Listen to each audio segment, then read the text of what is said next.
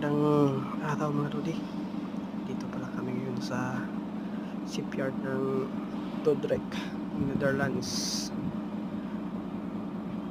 Sira kasi yung barko namin mga Rudy, kaya pinaayos ng bossing namin. Tsaka ngayon, panghuling araw na, ang 2 linggo na, dapat matapos na kasi magbiyahe na kami bukas. Kaya ayun, full force sila. Diyan yung 3 service nila, 6 na mechanic. Pinakbaka na nila lahat para matapos lang talaga. Solid talaga ito mga Rudy.